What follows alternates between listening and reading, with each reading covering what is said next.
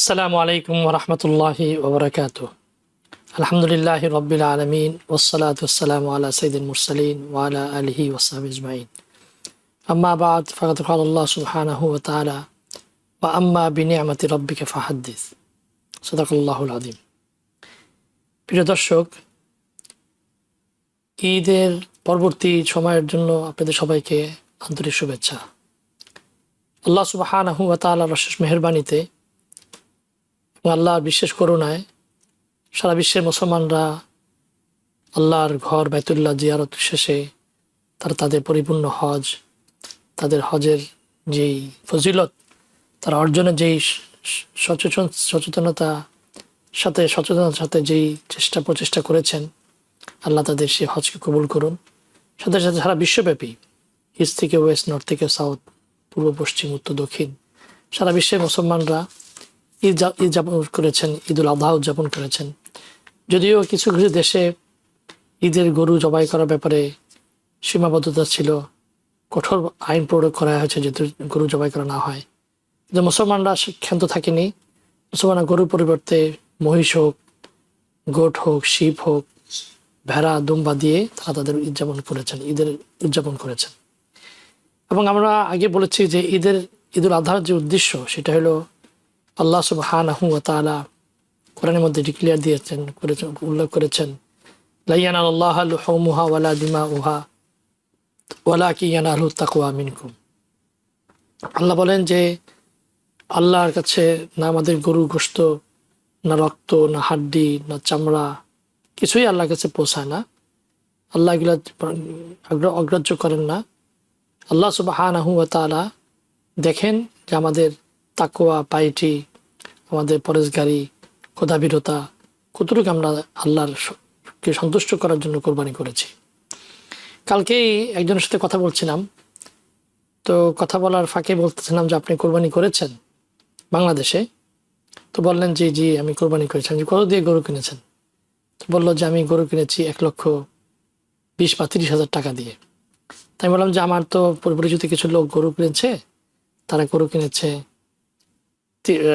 60-70-80,000 টাকার মধ্যে। না, এটা কেমন বলেন মাওলানা সাহেব? আমি তো যেই বাসায় থাকি, বাসার নিচে সবাই 2-2.5 টাকা দিয়ে গরু কিনেছে, আমি যদি এত সস্তা দিয়ে গরু কিনি, এটা কেমন সামাজিকভাবে কেমন লাগে না? আমার সাধ্যের বাইরে হয়েও আমি 1,30,000 টাকা দিয়ে দেখতে দেখতে সুন্দর একটা গরু কিনেছি। আমি বললাম যে গরু তো জবাই করার উদ্দেশ্য আল্লাহকে রাজি খুশি করার জন্য। এখানে মানুষ কি বললো, কে কি বললো, সেটা দেখার বিষয় নয়। তো আমাদের সমাজে অনেকেই গরু বা অনেকেই কোরবানি করে থাকেন, হয় রিচুয়াল, সামাজিকভাবে মানুষ কি বলবে, অথবা গোশত খাওয়ার জন্য, অথবা লোক দেখানোর জন্য। তো আল্লাহ সুবহানাহু ওয়া তাআলা এটাই কোরআনের মধ্যে বলেছেন যে আল্লাহর এই গরুর গোশত, গরুর বা পশু পাখি, পশুর যেগুলো আমরা কোরবানি করে থাকি, কিছুই পৌঁছায় না আল্লাহ তাআলার কাছে, পৌঁছায় আমাদের তাকওয়া পরেজগারি। তো আমরা আজকে যে বিষয়টি আলোচনা করব সেটা হলো ঈদের থেকে আমরা কি শিক্ষা নিয়েছি, ঈদুল আজহা থেকে, এবং কেন আমাদের মাঝে আবার বারবার এই ঈদুল আজহার কোরবানি স্যাক্রিফাইস আমাদের সামনে ফিরে আসে, এবং কেনই বা আমাদের এই গরু কোরবানি করতে হবে, ছাগল কোরবানি করতে হবে। পশুকে কোরবানি করার উদ্দেশ্য কি পশু জবাই করা, নিধন করা, নাকি না এটার কোনো পিছনে কোনো উদ্দেশ্য আছে? এই নিয়ে আলোচনা করবো। সাথে সাথে আমাদের যেই এগুলো প্রশ্নোত্তর থাকে সেই পর্বে আমরা যাবো ইনশাল্লাহ। আমাদের সাথে রেগুলার বরাবর নেয় মাওলানা ফাকিউদ্দিন সাহেব জয়েন করেছেন। মাওলানা আসসালামু আলাইকুম। ওয়ালাইকুম আসসালাম ওয়া রাহমাতুল্লাহি ওয়া বারাকাতুহু। ঈদ মুবারক। ঈদ মুবারক আপনাকে এবং সেই সাথে যারা দর্শক এই ঈদের তাকবীরে তাশরিকের ভিতরেও আজকে এই অনুষ্ঠান দেখছেন তাদেরকেও। বিশ্বব্যাপী যদিও মুসলমানদের সর্বদাই রাসূল সাল্লাল্লাহু আলাইহি ওয়াসাল্লামের জমানা থেকে নিয়ে কখনো মুসলমানরা শান্তি থাকতে পারেনি। কারণ হলো মুনাফিক, হিপোক্রিট যারা বা মুসলিম বিদ্বেষী যারা, তারা মুসলমানদের বিরুদ্ধে সবসময় সচেতন। মুসলমান আমরা আত্মভোলা, আমরা মনে করি যে আমরা যথেষ্ট, আমাদের আর কোনো আরো গবেষণা করতে হবে না। বিশেষ করে মুসলিম সমাজে যেই ওসমানী খেলাফতের পরে বিশাল এক সাম্রাজ্যের পতন, ইসলামিক সাম্রাজ্য, ইসলামিক খেলাফতের যেই অবসানের পর থেকে নিয়ে ব্রিটিশ এবং পশ্চিমা সাম্রাজ্য যেইভাবে মুসলমান দেশগুলোকে ভাগ ভাগ করে দিয়ে তাদের পুতুল সরকার বসিয়ে দিয়েছে, এবং মুসলমানদের হাতে সম্পদ সবকিছু থাকা সত্ত্বেও মুসলমান নিজেদেরকে যেভাবে দুর্বল মনে করে, যার ফলে আপনি দেখতে পারবেন যে বিশ্বের বিভিন্ন প্রান্তে মুসলমানদের সংখ্যাগরিষ্ঠ মুসলমান বা মুসলমানদের সত্যি থাকা সত্ত্বেও সেখানে নন মুসলমান আইন জারি করছে যে তোমরা পর্দা করতে পারবে না, গরু জবাই করতে পারবে না, খুল্লাম খুল্লা আজান দিতে পারবে না, কোরবানি করতে পারবে না। এরকম বিভিন্ন আমাদের পার্শ্ববর্তী দেশ ভারতবর্ষে বিভিন্ন পশ্চিমবঙ্গে, উত্তরবঙ্গে, উত্তরপ্রদেশে, তারপরে আপনার পশ্চিম বিভিন্ন স্টেটে তারা গরু জবাইকে নিষেধ করে দিয়েছে। তো আমাদের কি গরু জবাই করার উদ্দেশ্য, পশু জবাই করার উদ্দেশ্য নাকি না এটার পিছনে কোনো একটা হিকমত আছে, এই নিয়ে একটু আমাদের দর্শক উদ্দেশ্য। আপনাকে অসংখ্য ধন্যবাদ। আপনার আলোচনাটি গুরুত্বপূর্ণ এবং এর কয়েকটা আঙ্গিক আছে যে আঙ্গিকের বিশ্লেষণ করা দরকার। যে মুসলমানদের ঈদ উদযাপনে যে পরিমাণ আনন্দ, উল্লাস এবং তৃপ্তিবোধ থাকা উচিত ছিল জাতিগতভাবে, আন্তর্জাতিকভাবে, আমাদের চতুর্পার্শ্বের যে ঘটনাবহুল অবস্থা তার দিকে তাকালে একদিকে তো আমরা উদযাপন করি ঈদের খুশি, কিন্তু ওই কষ্টকর দৃশ্য যখন অবলোকন করি তখন মনের ভিতরে আমাদের ঈদের ঘাটতি আমরা অনুভব করি। যে মুহূর্তে আমরা মনে করুন খাবার খাচ্ছি, মাংস খাচ্ছি, মাংস মানুষের মাঝে বিলীন করছি, আত্মীয় স্বজন তারা বিভিন্ন দিক থেকে, বন্ধু বান্ধব, শুভাকাঙ্ক্ষী আমাদেরকে মাংস বিলাচ্ছে, ঠিক এই চিত্রটি আপনি যদি একটু তাকিয়ে দেখুন ফিলিস্তিনি মুসলমানদের দিকে, যে তাদের জীবনে কি এই রকম ঈদ বা আমরা যতটুকু আনন্দ উপভোগ করছি এই দিনে তার শতভাগের 1 ভাগও আনন্দ তারা উদযাপন এই দিনে করতে পারছে। 2 বৎসর অধিক কাল সময় যারা দেখেছে রক্তপাত, নিষ্পাপ শিশুদের হত্যা, মানবতাকে নির্বিবাদে মাটির সাথে মিশিয়ে দেওয়ার উল্লম্ফন এবং পাশবিকতার চূড়ান্ত রূপ দেখেও যারা ইমানের উপর অবিচল রয়েছে, মসজিদ নেই নামাজের জন্য খোলা উন্মুক্ত জায়গায় নামাজ আদায় করেছে, তাদেরকেও গুলি মেরে হত্যা করা হয়েছে। দুনিয়া দেখছে চিত্রগুলো, মুসলমান বিশ্ব তারা অবলোকন করছে অনবরত প্রতিদিন, কিচ্ছু করার নেই যেন এমন অবস্থা। এই চিত্রটা যখন আমাদের সামনে থাকে স্বাভাবিকভাবে ঈদের আনন্দ আমাদের কিছু হলেও মেলান করে। কিভাবেই না আমরা এই প্রভাব থেকে নিজকে মুক্ত করতে পারি। স্বয়ং রাসূলুল্লাহ সাল্লাল্লাহু আলাইহি সাল্লাম এই উম্মতকে এক দেহের সাথে উপমা দিয়েছেন। কোন মুসলমানের কষ্ট যদি আমাকে ব্যথিত না করে, কোন মানবতার আর্তচিৎকার আমার অনুভূতিকে যদি স্পর্শ না করে, রাসূলুল্লাহ সাল্লাল্লাহু আলাইহি সাল্লাম বলেন যে সে আমার উম্মত নয়। মাল্লাম ইয়াহতাম্মা বিআমরিল মুসলিম ফালাইসা মিন্নি, যে আমার উম্মতের পেরেশান, যাকে পেরেশান করে না সে আমার উম্মতের অন্তর্গত নয়। এই যে উম্মতের ঐক্য, আমরা যদি একটু আরেকটু পিছনে যাই, বিশ্ব মানবতাকে ঐক্যের চিন্তা, যে সমস্ত মানবতা এক উৎস থেকে উৎসারিত, পিতা ও মাতা এক। ইয়া আইয়ুহান নাসু ইন্না খালাকনাকুম মিন যাকারি ওয়া উনসা ওয়া জাআলনাকুম শুউবান ওয়া কাবাইলা লিতাআরাফু। কোরআনের এই যে মৌলিক ঘোষণা, বিশ্বব্যাপী ঘোষণা, একজন পুরুষ একজন নারী, আদম হাওয়া থেকে যাদের উৎস, যারা এসছে পৃথিবীতে, যাদের মা বাবা এক, অর্থাৎ এই মানবতার যে চিত্র এটা এক ও অভিন্ন, যার ভিতরে কোনো পার্থক্য নেই। সেই মানবতা আজকে এক গ্রুপ আর এক গ্রুপের বিরুদ্ধে কিভাবে তারা বিরোধিতা করে, কোন মানুষ তো কোন মানুষকে মানুষ বলে জ্ঞান করে না। যারা ইহুদি সম্প্রদায় তারা তো মনে করে তারা ছাড়া পৃথিবীর যত মানুষ আছে পৃথিবীতে তাদের সকলকে শোষণ করার দায়িত্ব হলো তাদের। এরা সেবক আর ওলা হলো সেবা পাওয়ার উপযুক্ত। এজন্য তাদের দাবি হচ্ছে নাহনু আবনাউল্লাহি ওয়া আহিব্বাউ, আমরা হলাম আল্লাহ পাকের সবচেয়ে ক্লোজেস্ট ক্রিয়েশন, মাইটেস্ট ক্রিয়েশন, আমাদের চাইতে মাইটেস্ট ক্রিয়েশন আর নাই। এবং এরা শুধু তাদের মুখের বক্তব্য নয়, তাদের ধর্মগ্রন্থের স্বীকৃত বিষয় তারা আলাদা করছে। এই যে আপনি বললেন যে দেশের কথা, গরু বিক্রি, যেখানে গরু জবাই করতে মুসলমানদেরকে দিচ্ছে না, এটা তো হলো যে ইসরায়েলের এই অভিশপ্ত দেশের অভিশপ্ত প্রধানমন্ত্রীর কাজিন। সে তো ওই দেশে যে, এটা আমার কথা না, তারই কথা, সে ওই দেশে যে বলে আসছে এই দেশ যদি বাবা হয় তাহলে আমার দেশটা হলো মা। তার মানে এদের সাথে এমন একটা সম্পর্ক জড়িত হয়ে আছে যেমন নারী পুরুষের সাথে সম্পর্ক থাকে। সুতরাং ওই অভিশপ্ত দেশের যে চিন্তা ভাবনা, এই অভিশপ্ত মানুষটার ভাবনাও ঠিক তাই। সুতরাং এটা অস্বাভাবিক কিছু নাই। কিন্তু আমরা বিস্মিত হই যখন দেখি এই ইন্ডিয়া, এই পৃথিবীর সবচেয়ে বেশি গরু বিক্রি, মাংস বিক্রিকারী পৃথিবীতে যে সমস্ত দেশ, যারা রপ্তানিকারক দেশ পৃথিবীতে, 4টি রপ্তানিকারক দেশের ভিতরে একটি তারা। আপনি যদি বলেন ব্রাজিল, মানে তারা যদি বলে থাকে যে নিধন করা ঠিক না, তারা কিভাবে সাপ্লাই করতেছে? অথচ এরা এমন, আবার তারপরে আমার ওটা নিয়ে চিন্তা নয়, সে যেটা করছে, এই ইন্ডিয়ার যে প্রেসিডেন্ট তারা যা করছে, IRSS যেটা করছে, সেটা নিয়ে আমার চিন্তা নয়। আমার দুঃখ হচ্ছে ওই মানুষদেরকে নিয়ে যারা আপনাকে আমাকে তুচ্ছ জ্ঞান করে, এমন যে আপনার ধর্মীয় স্বাধীনতাকে যে স্বীকার করে না, আপনার ব্যক্তি মর্যাদাকে স্বীকার করে না, আপনার দেশকে যে মর্যাদা দিতে জানে না, ওই দেশের রাজনীতি, ওই দেশের কৃষ্টি কালচার আমাদের দেশের মানুষ কিভাবে গোগ্রাসে গ্রহণ করে, এটার ভিতরে তাদের বিন্দু পরিমাণ তাদের স্বাতন্ত্রত্ববোধে আঘাত করে না, ব্যক্তি মর্যাদায় আঘাত করে না।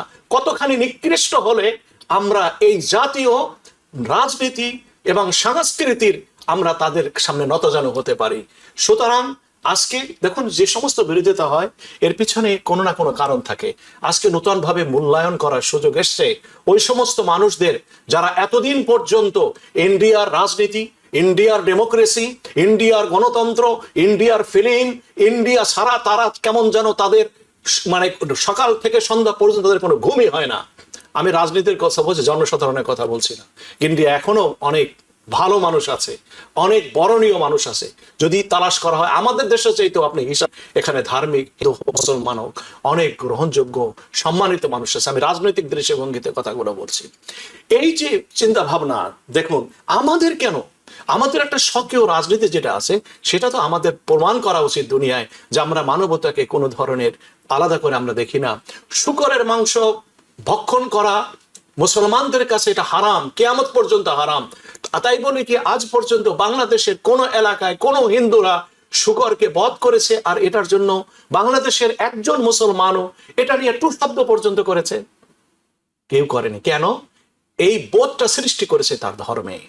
আমাদের রাজনীতি কলুষিত হতে পারে, কিন্তু এতখানি কলুষিত নয় যে অন্যের ধর্মের ধর্মীয় অধীনতা, স্বাধীনতার উপরে সে হস্তক্ষেপ করবে। আমি যেটা বলছিলাম যে মাওলানা সাহেব, যে ঈদুল আজহার যে আমরা যে কোরবানি করে থাকি, সারা বিশ্বব্যাপী যে আমরা পশুকে জবাই করে থাকি, আমাদের ধারণা যে পশু জবাই করার মাধ্যমে আমরা আমাদের আল্লাহ তাআলার হুকুমকে পালন করলাম। কিন্তু আল্লাহ যে আয়াত, যে কোরআনের যে আয়াতটি সূরা হজের মধ্যে আল্লাহ বলেছেন, লা ইয়ানালুল্লাহু লুহুমুহা ওয়ালা দিমাউহা ওয়ালাকিন ইয়ানালুত তাকওয়া মিনকুম কাযালিকা সাখারা লাকুম লিতুকাব্বিরুল্লাহ আলা মা হাদাকুম ওয়া লাআল্লাকুম তাশকুরুন মুহসিনিন। এবং আল্লাহ তাআলা সুসংবাদ দান করেছেন নেককারদের জন্য। এখানে যে ওয়ালাকিন ইয়ানালুত তাকওয়া মিনকুম, তোমাদের মধ্যে থেকে আল্লাহর কাছে রিচ করে পৌঁছায় যেটা তোমাদের মধ্যে পাইটি রাইচিয়াস। কোরবানির আসল লক্ষ্য গুরুত্বপূর্ণ পয়েন্ট হচ্ছে এই যে আমরা তো কোরবানি করি, পশু জবাই করি, আল্লাহ সুবহানাহু ওয়া তাআলা এটাকে শরফে কবুলিয়ত দান করুন।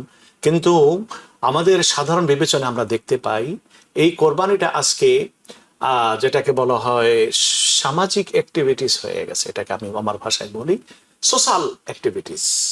সবাই করছে, আমিও করছি, সবাই একটা গরু করছে, তা তিনি আমার চাইতে অর্থনৈতিকভাবে কম স্বাবলম্বী।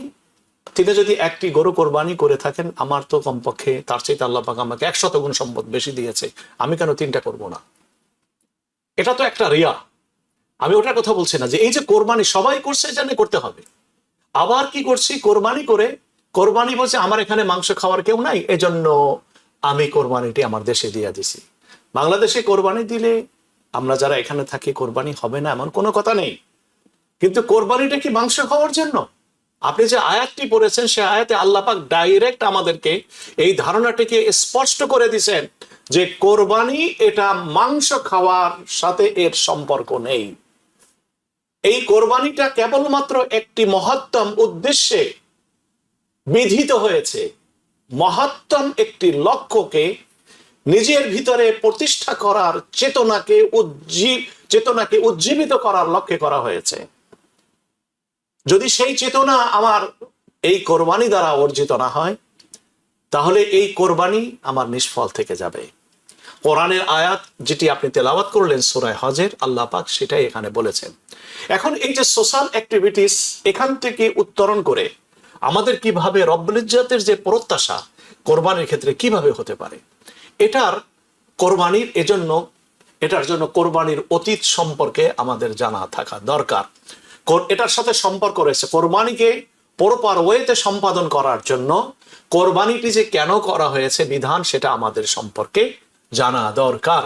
এবং কোরবানির এই বিধানটাকে সফল করার জন্য আমাদেরকে অতীতের এই কোরবানির সাথে সম্পৃক্ত যে বিষয়টি, যে ঘটনাটি, সেটা আমাদের উপলব্ধি করতে হবে, আমাদের চেতনায় এটাকে স্থান দিতে হবে। বর্তমানে এই কোরবানির যে ডিমান্ড, সেটাকে নিজের ভিতরে সেই ভাবনাকে তৈরি করতে হবে। কোরবানির ফিউচার যে চাহিদা, সেটাও আমার কোরবানির সময় সামনে রাখতে হবে। এই তিনটি জিনিস যদি আমি করতে পারি, তাহলে অতীত, বর্তমান এবং ভবিষ্যৎ, তাহলে আমার কোরবানিটুকু তাকওয়াওয়ালা কোরবানি বা প্রকৃত পক্ষে কোরবানি সম্পাদন করা সম্ভব। দেখুন, আমি একটা, যেহেতু হজের সাথে কোরবানির একটি সম্পর্ক রয়েছে, এটার জন্য একটা উপমা দেই। যে এই যে 7 বার আল্লাহ পাকের ঘর তওয়াফ করতে হয়, একই জিনিস আমি 7 বার আমি তওয়াফ করছি কেন? বলে যে এই 7 বার তওয়াফটা শুধু এটা একটা রূপক অর্থে আমাদেরকে আল্লাহ পাক দুনিয়া একটা বিধান দিয়েছেন, এবং এটাকে নামাজের সমপর্যায়ে ফরজ রাখা হয়েছে। কিন্তু দেখবেন, নামাজের ভিতরে আমরা 4 রাকাত নামাজ পড়ি, রাইট? কিন্তু তওয়াফ আমার 7টা কেন? তওয়াফ 7টা এই কারণেই, যেহেতু এই দুনিয়ার জিন্দেগিতে এই যে বাইতুল্লাহ, এই বাইতুল্লাহ বরাবর আল্লাহ সুবহানাহু ওয়া তাআলা রাখছেন বাইতুল মামুর। ওই বাইতুল মামুরের রূপক আকৃতি হলো বাইতুল্লাহ দুনিয়ার জিন্দেগিতে। বাইতুল মামুর হচ্ছে ফেরেশতাদের কিবলা, ফেরেশতাদের বাইতুল্লাহ। আর কাবা যেটি বাইতুল্লাহ জমিনে, মসজিদুল হারাম, এটি হচ্ছে মুসলমানদের জন্য, মানুষের জন্য কিবলা। আমরা যখন একটি তওয়াফ করি, আল্লাহ পাক এই তওয়াফের দ্বারা আমাকে যে নেকি দান করেন, যে গুণ দান করেন, নৈকট্য দান করেন, সেই নৈকট্যটার দ্বারা একটি আসমান পর্যন্ত তার সমুন্নতি, তার আত্মিকভাবে, রুহানিভাবে একজন তওয়াফকারী অর্জন করে। এভাবে দ্বিতীয় তওয়াফ যখন সে করে, তখন তার উত্তরণ ঘটে দ্বিতীয় আসমানে তার রুহানিয়াতের দ্বারা। যখন সে তৃতীয় তওয়াফ করে, তখন তৃতীয় চক্কর দেয় তওয়াফের, তখন সে তৃতীয় আসমানে তার উন্নতি হয়। এরপরে যেতে যেতে তখন কি করা হবে? যখন 7 আসমানে পৌঁছে যায়, 7ম আসমানে থাকেন কে? হযরতে ইব্রাহিম আলাইহিস সালাতু ওয়াস সালাম। আর দেখুন, তওয়াফ শেষ করেই আল্লাহ পাক বলছেন, ওয়াত্তাখিযু মিন মাকামি ইব্রাহিমা মুসাল্লা। তওয়াফ শেষ করছো, এখন মাকামে ইব্রাহিমে তুমি কি করো? 2 রাকাত নামাজ পড়ো। কেন? এটা এই জন্য যে ইব্রাহিম আলাইহিস সালাতু ওয়াস সালাম রয়েছে কোথায়? ওই সপ্তাকাশের উপর আর 7 চক্কর আপনি সম্পাদন করেছেন তওয়াফের ভিতরে। এখন শুধুমাত্র আল্লাহ পাকের সাথে সাক্ষাৎ হওয়াটা আপনার আমার সামনে বাকি। সুতরাং একজন মানুষ তওয়াফের দ্বারা এই ভাবাদর্শে উন্নীত হয়। কিন্তু আমরা কি আমাদের জীবনে যে তওয়াফগুলো করি, আসলে কখনো কি এই ভাবনা নিয়ে রুহানিয়াতের এই নামাজ যে পড়ি, আমরা যে বিভিন্ন যাকাত দেই, এটা পিছনে যে হিকমত, উইজডম, পিছনে যে তাত্ত্বিক যে একটা আলোচনা, সেটা আমাদের এক ভাই প্রশ্ন করেছেন যে হজ ও কোরবানি তো সচ্ছল মুসলমানদের জন্য ওয়াজিব, সেখানে সরকারি অর্থে অর্থাৎ বিআইপি হিসেবে হজ করানো হয়, আবার উপহারের পশু দিয়ে কোরবানি করার যে সংস্কৃতি, এটা কি হজ কোরবানি বৈধতা পূরণ করে? যে ব্যাপারটা হচ্ছে চেতনার সাথে সম্পর্কিত, এটা হলো মূল বিষয়। 2 নম্বর হচ্ছে যে কোরবানি যে প্রাণী দিয়ে অর্জন করা হলো, তার যদি উৎস থাকে বৈধ, তাহলে সেটা কবুল না হওয়ার মূলত কোনো কারণ নেই। সম্পদের মালিক কয়েকভাবে মানুষ হতে পারে, যেটা আমরা জানি।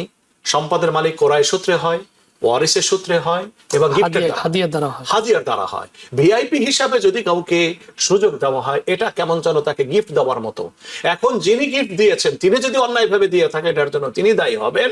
কিন্তু যিনি নিচ্ছেন, তার নেওয়াটা কোনোভাবে কি হবে না, অবৈধ হবে না। কেন? গিফট না, নেওয়া, কারণ মনে করেন আপনার উপর কোরবানি, আপনার উপর হজ ফরজ না, ওয়াজিব না, কিন্তু আমি আপনাকে হজে পাঠাচ্ছি, জি তাহলে তো আমি আপনাকে অ্যাজ এ গিফট হিসাবে আপনাকে হজটা আদায় করে দিচ্ছি। আপনার হজ না হওয়ার কারণে আমাদের আরেক ভাই আজকে প্রশ্ন করেছে, আমার কাছে প্রশ্ন করেছিলেন। প্রশ্ন হলো যে একজন লোক আপনি জানেন যে সে তার হালাল ব্যবসাও আছে, আবার হারামের ব্যবসার সাথে সম্পৃক্ততা আছে। কথা কথা মনে করেন সে তার দোকান আছে, তার আবার অন্য ব্যবসাও আছে, সেখানে সে লটো অথবা বিয়ার টিয়ার বিক্রি করে। এখন এরকম ব্যক্তি যদি আপনাকে কোরবানি দেয়, কোরবানি গোশত আপনার জন্য পাঠায়, তো সেই কোরবানি গোশত কি খাওয়া জায়েজ হবে কিনা জিজ্ঞেস করছে। জি, এখানে দুটি দিক আছে। একটি হচ্ছে যার ইনকাম হলো আপনার হারাম মিশ্রিত ইনকাম, তিনি যদি কোরবানি করবেন, কোরবানি হবে কিনা। তারপরে তিনি যদি সেই কোরবানির মাংস দেয়, সেটা নেওয়া যাবে কিনা। এক নম্বর প্রশ্ন উত্তর হলো এই, যার হারাম মিশ্রিত উপার্জন, যার হারাম মিশ্রিত হয়ে আছে হালালের সাথে, দেখতে হবে তার পরিমাণটা কতখানি। যদি পরিমাণটা 50 কিংবা তার চাইতে বেশি হয়, তাহলে সেটা হারাম বলেই কি হবে, তার পুরা ব্যবসাটাকে হারাম বলেই গণ্য হবে। আর যদি দেখা যায় যে তার 20% হচ্ছে হারাম আর 80% হচ্ছে হালাল, তাহলে বলা যাবে না যে তার এই বিজনেস যেটা, এটা 100% এটা কি হারাম বিজনেস, এটা বলা যাবে না। এটা হলো এক নম্বর উত্তর। দুই নম্বর উত্তর হচ্ছে, যেমন মনে করেন আমি আপনি যে একটা দোকানে গেলাম, প্যারিস বাকেট, আমাদের একজন মুসল্লি, আমি আপনাকে খাওয়ার জন্য, এটা একটা ফ্র্যাঞ্চাইজ দোকান, কোরিয়ান কোম্পানি। সে আমাকে বললো যে আমাদের সবকিছু হালাল, কিন্তু কিছু আইটেম রাখতে হয়, কারণ কাস্টমার তো, সব কাস্টমার তো আর মুসলমান না, আমেরিকায় বসবাস করতেছে, বিভিন্ন রকম কাস্টমার আসে, ওখানে তাদের জন্য একটা শাখা রাখছে। মনে করেন ওইটা কি বলে আপনার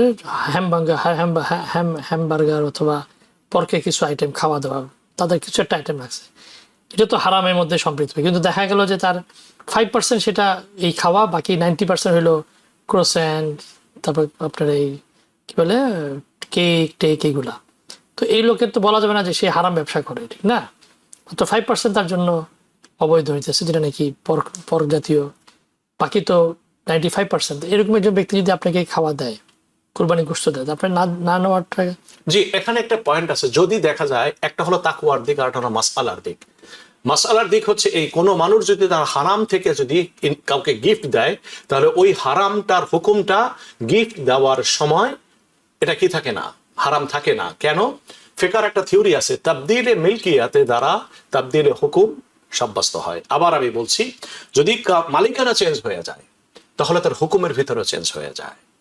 কেউ যদি এসে, আপনি মসজিদের ইমাম, আপনাকে $10 দিল, অথচ এই $10 সে চুরি করে আনছে, আপনাকে দিল, তার জন্য কিন্তু এই $10 হারাম, কিন্তু সে মসজিদে দিল, কিন্তু আপনাকে যখন দিছে, এই মালিকানা তো চেঞ্জ হয়ে গেছে, এজন্য ওই হারামের হুকুমটা আপনার সাথে প্রযোজ্য হবে না। যেমন হযরত বারিরা রাদিয়াল্লাহু তাআলা আনহা যখন নাকি রাসূলুল্লাহ সাল্লাল্লাহু আলাইহি ওয়াসাল্লাম আসলেন, না নবীজি গেলেন বাড়িটা, রাসূলুল্লাহ যখন নাকি বারিরা রাদিয়াল্লাহু তাআলা কাছে আসলেন, জি, বারিরা রাদিয়াল্লাহু তাআলা ঘরের মধ্যে সুঘ্রাণ আসতেছিল, গোশত, মাংস পাক করছিলেন। রাসূলুল্লাহ বললেন যে আমাকেও দাও। হ্যাঁ, তো আমাকে এটা না দিয়ে অন্য খাবার কেন দিলেন? তো রাসূল বলেন, ইয়া রাসূল, এটা তো সদকার মাল। তো বললেন, লাকি সাদাকা ওয়ালা না হাদিয়া, ওয়ালা না হাদিয়া, জি জি, তোমার জন্য সদকার মাল, কিন্তু তুমি যখন আমাকে দিবা, তো এটা আমার জন্য সদকা। মালিকানা চেঞ্জ হয়ে গেছে। যেহেতু মনে করেন সদকা, আমি যদি কোনো একটা, আমার মনে করেন জানের একটা সদকা আমি দিচ্ছি, কোরবানি গরিবকে দিয়ে দিলাম, সেই গরিব যদি আমাকে দাওয়াত করে, অথবা আপনি কাউকে যাকাতের মাল দিলেন, হ্যাঁ, এবং সে খাওয়া দাওয়া করে ওই জাকাতের মাল থেকে খাওয়া দাওয়া পাকশাক করছে, আপনাকে দাওয়াত দিচ্ছে, এটা জায়েজ, তখন তার জন্য জায়েজ, যেটা যে কারণ মালিকানা চেঞ্জ হয়ে যাওয়ার কারণে এটা হলো ব্যাপার। এটা হলো আপনার মাসলা, আইনের ভাষা। আর দিয়ানাতদারির ভাষা হচ্ছে, বস্তুনিষ্ঠ জিনিস হচ্ছে এই, যে এমন কোন মানুষের হাদিয়া না নেওয়া যদি জানা থাকে, তাহলে তার এই হাদিয়া থেকে নিজকে বাঁচায় চলা বেশি উত্তম। কোন অবস্থায় যদি দেখা যায় আমার এই হাদিয়া নেওয়াটার দ্বারা মানুষের ভিতরে এই ভাবনা তৈরি হবে যে মানুষের জানে সে হারাম ইনকাম করে, তৎসত্ত্বেও সে আমাকে দিয়েছে, আর আমি সেটাকে যে স্বেচ্ছায় নিয়ে নিছি, এটার দ্বারা তাদের ভিতরে নেতিবাচক প্রভাব সৃষ্টি হবে। এরকম পর্যায়ে যদি হয়, তাহলে এই জাতীয় দাওয়াত থেকে নিজকে বিরত রাখা উচিত। এখানে আরেকটি পয়েন্ট আছে, এটা আমি আগে কোনো একটু দর্শক ওয়েট করতেছে অনেকক্ষণ ধরে। জি, যে প্রিয় দর্শক যে লাইনে আছেন, বলুন। হ্যালো, আসসালামু আলাইকুম। ওয়ালাইকুম আসসালাম। আসসালামু আলাইকুম। ওয়ালাইকুম আসসালাম। আমি ইব্রাহিম বলতেছি। জি। আর একটা প্রশ্ন হচ্ছে, গুনাহ মাফের তো দোয়া আছে, এখন আমি যদি তাওবা না করে শুধু গুনাহ মাফের দোয়া করি, তাহলে কি আল্লাহ সব গুনাহ মাফ করে দিবে, নাকি আগে তাওবা করতে হবে তারপরে গুনাহ মাফের দোয়া? এটা আমার প্রশ্ন। জি, বুঝতে পেরেছি প্রিয় দর্শক। আসলে তওবা বা গোনাহ যেটা আমাদের দেশে আমরা বলি ইস্তেগফার, এটার জন্য তিনটা ওয়ে আছে, তিনটা কন্ডিশন। এই তিনটা কন্ডিশন যদি হয় তাহলে আল্লাহ সুবহানাহু ওয়া তাআলা আপনার গুনাহকে মাফ করে দিবেন। এক নম্বর হলো, যে কাজটি হয়ে গেছে সেটার জন্য অনুতপ্ত হতে হবে। অনুতপ্ত হওয়ার পরে একটা হলো, এটাকে বলা হয় আন-নাদামা। অনুতপ্ত হতে হবে আন্তরিকভাবে, ইয়া আল্লাহ সত্যিকার ভাবে আমি অনুতপ্ত, আমি লজ্জিত, আমি দুঃখিত যে গুনাহগুলো আমি করেছি সেজন্য। আর হচ্ছে সেই কাজটি যদি এখনো চলতে থাকে সেটাকে তাৎক্ষণিকভাবে ছেড়ে দিতে হবে। 3 নম্বর কন্ডিশন হলো, ভবিষ্যতে এই জাতীয় কাজ আর করব না, এ ব্যাপারে সংকল্পবদ্ধ হতে হবে, আন্তরিকভাবে সংকল্পবদ্ধ হতে হবে। এই 3টি কন্ডিশন পাওয়া গেলেই আপনার তওবা হয়ে গেছে। এখন এই তওবাটা কিভাবে? মনে মনে যদি আপনি যদি ইস্তেগফার নাও পড়েন, আপনি মনে মনে যদি লজ্জিত হন আর তাৎক্ষণিকভাবে কাজটি ছেড়ে দেন, ভবিষ্যতে এটা করবেন না এই সংকল্পে আবদ্ধ হন, এটার দ্বারাই কিন্তু আপনার ইস্তেগফার হয়ে যাবে। হ্যাঁ, আপনি যদি সশব্দে এটা ব্যক্ত করেন, আস্তাগফিরুল্লাহ রাব্বি মিন কুল্লি যামবি ওয়া আতুবু ইলাইহি, তাহলে তারও সুযোগ আছে। কারণ আল্লাহ সুবহানাহু ওয়া তাআলা রাসূলুল্লাহ সাল্লাল্লাহু আলাইহি ওয়াসাল্লাম ফাসাব্বি বিহামদি রাব্বিকা ওয়াস্তাগফিরহু, নবীজিকে ইস্তেগফার পাঠ করতে বলেছেন। সেই হিসাবে ইস্তেগফারের এই শব্দটি উচ্চারণ করলে আপনি এটার জন্য সওয়াবের বেশি অধিকারী হবেন। সুতরাং ইস্তেগফার ওই শব্দ যে বলতেই হবে এটা বাধ্যতামূলক নয়। আশা করি আপনি আপনার উত্তর যে আমাদের পেয়েছেন। প্রশ্নটা উনি ক্লিয়ার হন না, যে ভাই প্রশ্ন যিনি আবার বলেছেন, প্রশ্নটা ছিল যিনি নিজের ক্ষমতা আছে তিনি অন্যের কাছ হতে পশু উপহার নিয়ে কোরবানি করেন, দ্বিতীয়ত জনগণের টাকা একজন ধনীকে হজ করাতে দেওয়া কি ঠিক হলো? যে দেখুন, যার আল্লাহ সুবহানাহু ওয়া তাআলা, আমি আপনার বোধহয় হাদিসটা আমি পড়ছিলাম, এটা রাসূলুল্লাহ সাল্লাল্লাহু আলাইহি ওয়াসাল্লাম বলেন, এক হাদিস থেকে এরকম বর্ণনা করা আছে, ফাযাকার আন্নাহু সামিআ রাসূলুল্লাহ সাল্লাল্লাহু আলাইহি ওয়াসাল্লাম ইয়াকুল, নবী করিম সাল্লাল্লাহু আলাইহি ওয়াসাল্লাম বলছেন, তো এই কথা বলতে হযরত আনাস শুনছেন নবীজিকে, কি ইন্নাল্লাহ আযজা ওয়া জাল ক্বাদ জামিনা দাইনাল আবদি ইদাস্তাদানা ফি সালাসাতিন, কোন মানুষ যদি 3 কারণে সে ঋণ করে, তো আল্লাহ সুবহানাহু ওয়া তাআলা ওই ব্যক্তির ঋণ পরিশোধের দায়িত্ব আল্লাহ সুবহানাহু ওয়া তাআলা নিয়ে নেন। 1 নম্বর, মান কাবিলান নিকাহ মাখাফাতাল ফুজুর, যে ঋণ গ্রহণ করলো, যে সে ঋণ করে বিবাহ করছে, ঋণ করে বিবাহ করছে, কেন? যে বিবাহ করলে সে গুনাহ থেকে নিজেকে বাঁচাতে পারবে, এজন্য সে ঋণ করছে। তাহলে এই ব্যক্তির ঋণ পরিশোধের ব্যবস্থা আল্লাহ পাক কুদরতি ভাবে করবেন।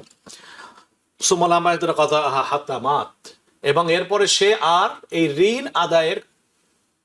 আদায়ে সক্ষম হয় নাই, ইভেন সে ইন্তেকাল করেছে এই ঋণের বোঝা নিয়ে, আল্লাহ সুবহানাহু ওয়া তাআলা তার এই ঋণটা পরিশোধের ব্যবস্থা আল্লাহ সুবহানাহু ওয়া তাআলা করে দিবেন।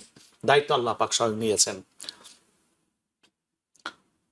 ফাকাদ জামিনাল্লাহু দীনাহু আন ইয়াকদা আনহু দাইনাহু আনহু ইয়াউমাল কিয়ামা, কিয়ামতের দিন আল্লাহ পাক যেটা আমি বললাম পরিশোধ করবেন। ওয়াসানি দাইনাহু লিইআনাতিল মুসলিমিনা লিয়াখরুজা ইলাল গাজওয়ি, যদি কেউ ঋণ করে যে নিজের কাছে টাকা নাই, অন্যকে জিহাদে পাঠাবার জন্য।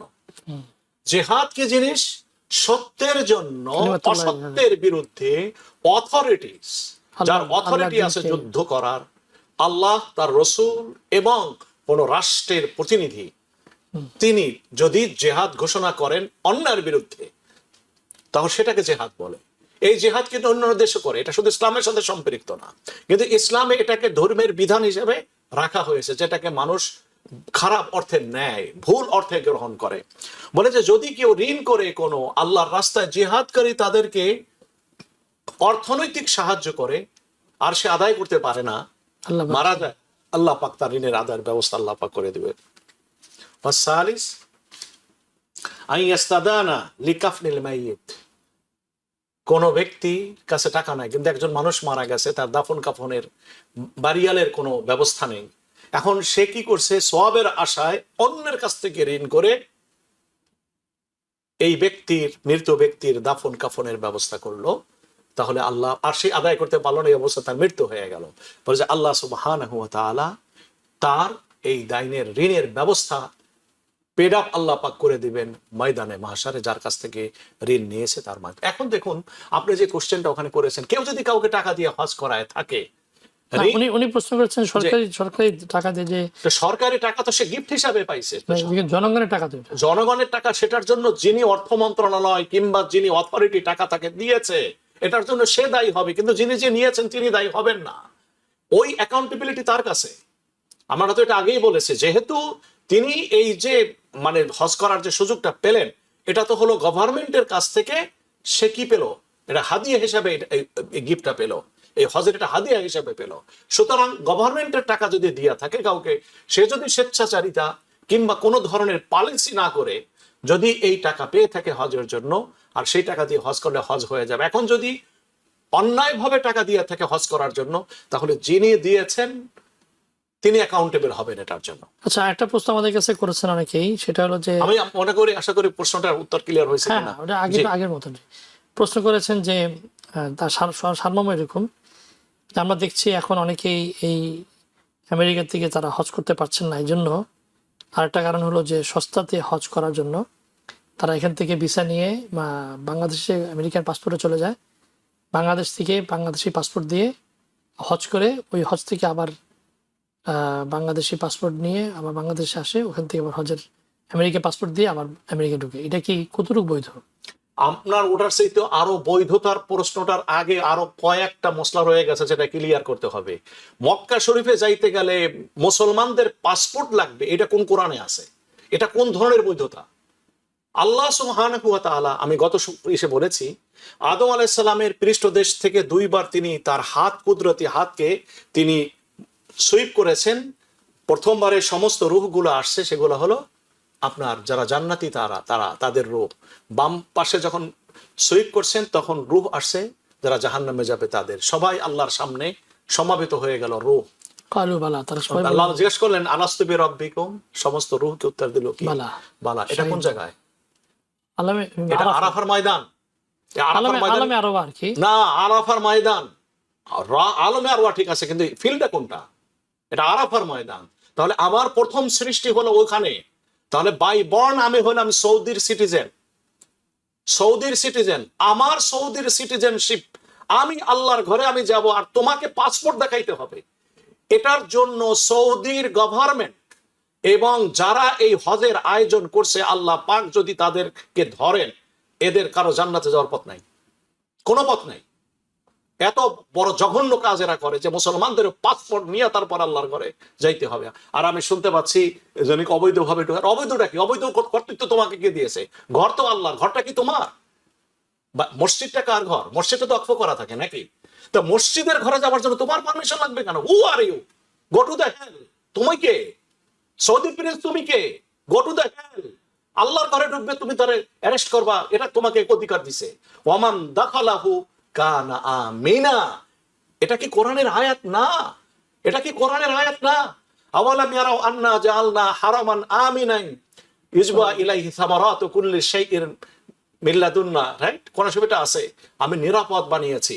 কোরআন শরীফের বহু জায়গায় আমি বলেছি। আর তুমি নিষ্ঠুরের মতো তুমি আল্লাহর ঘরে যাচ্ছে, তুমি তাকে এখানে অ্যারেস্ট করতেছো, তুমি জেলে আটকায় রাখছো।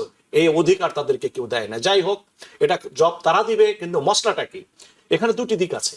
যারা আমেরিকার খরচ কমাবার জন্য তারা যদি বাংলাদেশ থেকে যায়, তাহলে এটা ধর্মীয়ভাবে এটার অবৈধ নয়। কারণ আল্লাহর ঘরে সুষ্ঠুভাবে পৌঁছাবার ক্ষমতা যদি তার থাকে, তাহলে আল্লাহর ঘর যদি জিয়ারত করে, আরাফার অবস্থান করে, তাহলে তার কি হয়ে যাবে? হজ আদায় হয়ে যাবে, চাই সে যে প্রান্ত থেকে প্রবেশ করুক না কেন। তবে একটি মশলা আছে, বাংলাদেশ থেকে যদি কাউকে মনে করেন আমার বদলি হজ আমি করাচ্ছি কাউকে, কোত্থেকে? বাংলাদেশ থেকে, এবং টাকা দিলাম বাংলাদেশ থেকে হজ করাবার জন্য, তাহলে এক্ষেত্রে মশলা আছে। যে আমার বদলি করছেন যিনি, প্রক্সি হজ যিনি করছেন, তিনি তো কোত্থেকে আসতেছেন? তিনি আসতেছেন এসে ওই পথ দিয়ে ঢুকতেছেন যে পথ দিয়া আপনার তার যে কি বলে মিকাত, সেই মিকাত থেকে ঢুকছে। যদি দেখা যায় যার বদলি করছে তার মিকাত ভিন্ন হয়, তাহলে তার বদলি হজ করা তার পক্ষে জায়েজ হবে না বাংলাদেশ থেকে। কারণ যার বদলি হজ করবে তার সেম মিকাত থেকে তাকে কি করতে হবে। অথবা বাংলাদেশে আমেরিকাতে তো অনেকেই যারা নাকি আমেরিকাতে সৌদি আরবে বসবাস করে, অনেকে তারা অল্প পয়সা তারা বদলি হজ করে। এটা তো আরো ধরনের মিথ্যাচারিতা। এটা এই কারণে তারা তো সাহেবে হেল যারা, আর এরা তো হলো যে আফাকির যদি বদলা করতে হয় আফাক থেকেই তাকে হেরাম মানতে হবে। আর তারা তো হিলের ভিতরে আছে, তাহলে তো বাংলাদেশে পাঠানো দরকার নাই। সৌদি আরবে যারা কাজ করে ওদেরকে আপনার 1000 রিয়াল দিলেই আলহামদুলিল্লাহ, 1000 রিয়ালে $350, $350 দিলেই তো হজ হয়ে যায়। তা খামাখা সৌদি আরবের এই সরকারকে আমাদের 13, 14, $15,000 দিয়ে দরকারটা কি? এটা নয়। কথা হলো যার যেখান থেকে মিকাত, হজ যখন আদায় করা হবে তার পক্ষ থেকে ওই মিকাত থেকে তাকে কি করতে হবে, এহরাম মানতে হবে। জি। আর আগের মাসলা যেটি সেটা হলো এই, যদি বাংলাদেশ থেকে কি আমেরিকার সিটিজেন হজ সম্পাদন করেন তাহলে তার হজ হয়ে যাবে, ধর্মীয় দৃষ্টিতে কোনো অসুবিধা নেই। বাকি রাষ্ট্রীয় কোনো সমস্যা যদি থাকে তাহলে এটা মিস্টার ডোনাল্ড ট্রাম্পকে জিজ্ঞাসা করলে, বা এখানকার যারা হলো কাস্টমস বা এরা আছে এয়ারপোর্টে, এরা শরীয়তের দৃষ্টিতে থেকে এটা কোনো অন্যায় কিছু। মনে করেন এখন তো মনে করেন ব্রিটিশ নাগরিক বা আমেরিকান নাগরিক তো আছে, তাদের ডুয়াল সিটিজেনশিপ আছে। ডুয়াল সিটিজেনশিপ না হলে তো বাংলাদেশে পাসপোর্ট পাওয়ার কোনো সম্ভাবনাই নাই। সুতরাং সে বাংলাদেশি পাসপোর্টও অবলম্বন ব্যবহার করতে পারবে, ব্রিটিশ পাসপোর্টে বা আমেরিকান পাসপোর্টে। কথা বললে তো অনেক কিছু বলার আছে। মানবাধিকারের ঘোষণা 1955-এ ইউনাইটেড নেশনে দেওয়া হয়েছিল, রাইট? সমস্ত মানুষের বাঁচার অধিকার আছে, আত্মরক্ষার অধিকার আছে, সব বড় বড় স্লোগান হিপোক্রেট যারা ডেমোক্রেসির তারা দিছে। যদি সমস্ত মানুষের সমান অধিকার যদি থাকে, why the passport system? Passport সিস্টেমটা কেন থাকবে দুনিয়া? তাহলে আমরা মানুষকে ভাগ নিজেরাই করেছি। শৃঙ্খলাটা কিসের? আপনি শৃঙ্খলার প্রশ্নটা আসবে। দেশের যদি এস্টাবলিশ রুল থাকে তাহলে সেখানে শৃঙ্খলা বোধের কি আছে? আজকে তো এই জন্যই তো ব্যাপার, পৃথিবীতে কোন কোন দেশ এমন হয় যে তারা সম্পত্তিতে এত বেশি লাক্সারিয়া জীবন যাপন করে, অথচ পৃথিবীর অন্য প্রান্তের মানুষ তারা না খেয়ে তাদের জিন্দেগি অতিবাহিত হয়। ক্ষুধার্ত অবস্থায় কত লক্ষ লক্ষ বনি আদম পৃথিবীতে মারা যাচ্ছে শুধু এই সিস্টেমটা অ্যাপ্লাই করার কারণে।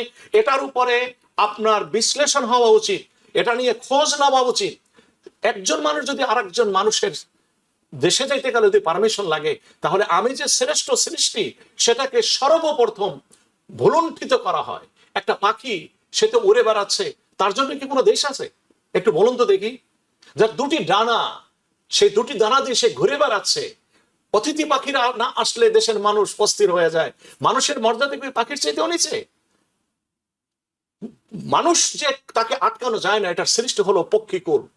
যে সমস্ত প্রাণীগুলো পৃথিবীতে উড়ে, এরা সব বক্ষ বিস্তার করে আকাশের নীলিমায় উড়ে বেড়ায়, কেউ তাদেরকে আটকায় নাই। আটকাইতে বলে আটকাকে, এটা তো আটকাইতে পারে না, ওখানে পারে না। এই জন্য মানুষের ভিতরে এই ব্যবচ্ছেদ তৈরি করার জন্য বলছেন যে যদি নাকি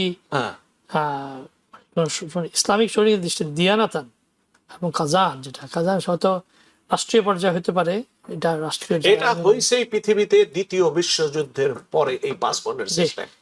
এর আগে তো এরকম ছিল না। এবং এমন শুধু তাই নয়, এটা বিশ্ব মানবতার জন্য পরিহাস, বিশ্ব মানবতার জন্য অপমান, শৃঙ্খলার জন্য। ফরগেট অ্যাবাউট দ্য শৃঙ্খলা। প্রত্যেকটা মানুষের আইডি কার্ড যদি থাকে, আমার দেশের পরিচয়, আমার একটা আইডি কার্ড আছে, আমার এই আইডি কার্ড নিয়ে তো আমি কানাডা যেতে পারছি নাকি? এখন যেটা নিউ ইয়র্ক স্টেটের ডিএমভি যে আইডি কার্ডটা করছে, তো কানাডার জন্য যাওয়ার জন্য কি আমার পাসপোর্ট ব্যবহার করতে হবে? নিশ্চয়ই না। আমার আইডি আমার জন্য যথেষ্ট। আমার আইডি, পাসপোর্ট তৈরি করতে হবে, ভিসা নিতে হবে, তার অনুমোদন দিতে হবে, তারপরে যাইতে হবে। শৃঙ্খলার জন্য একটা সিস্টেম। এটা কোন শৃঙ্খলা? আপনি মানবতাকে তো আপনি বন্দী করলেন, আপনি মানবতাকে। আপনি বলবেন যে হ্যাঁ প্রত্যেক বছর 30 থেকে 40 জন আসতে পারবে, 40,000 আসতে পারবে, 41,000 আসতে পারবে, 1 লক্ষ আসতে পারবে। এখন আমার এই কথাটা সারা পৃথিবীর মানুষ পাসপোর্ট হোল্ডার, আমিও পাসপোর্ট হোল্ডার। এখন বলবেন যে আপনি নিজের স্বকীয়তার বিরুদ্ধে আপনি লড়াই করছেন। আমি যে একটা কনসেপশনের কথা বললাম, বিশ্ব মানবতাকে আমরা এক দৃষ্টি থেকে দেখেছি। আমরা মুসলমানরা কি মুসলমানদেরকে এক দৃষ্টিতে দেখেছি, যেটা হজের উপস্থিতি আরাফার ময়দানে যে সাম্যতার বিধান রাসূলুল্লাহ সাল্লাল্লাহু আলাইহি ওয়াসাল্লাম তো করলেন এবং ঘোষণাও দিলেন যে কুল্লুকুম বানি আদম, তোমরা সকলেই এক মাতার এক পিতার সন্তান।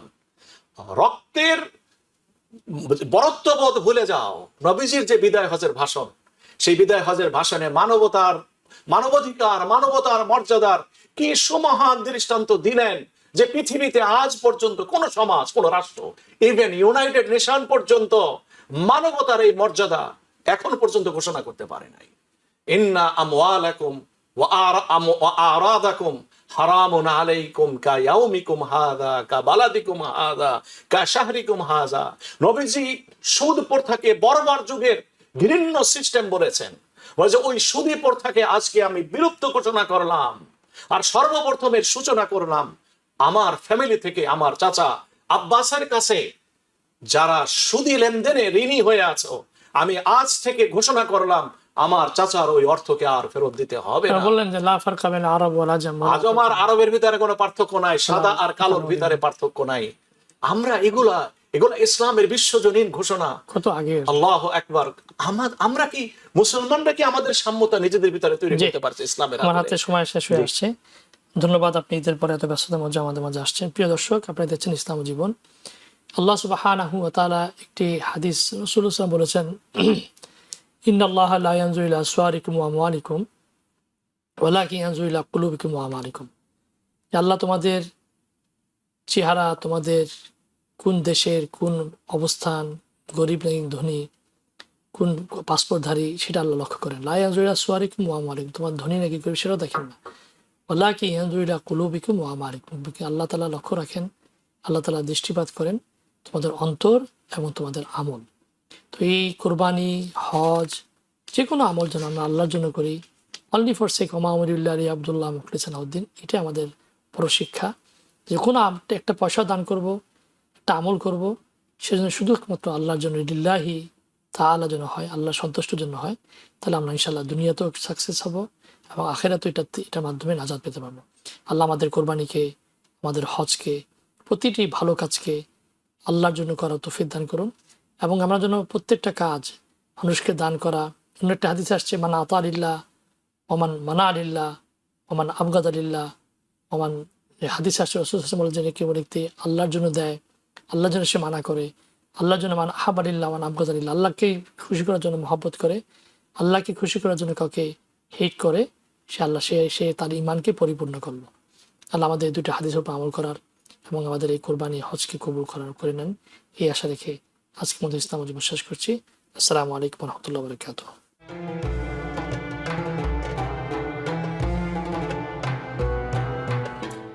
TBN 24 টেলিভিশন দেখতে আজই কল করুন 7187776556। লগ ইন করুন www.totalcablebd.com। নিউ ইয়র্ক থেকে সম্প্রচারিত TBN 24 টেলিভিশন বিশ্বজুড়ে বাঙালির কণ্ঠস্বর।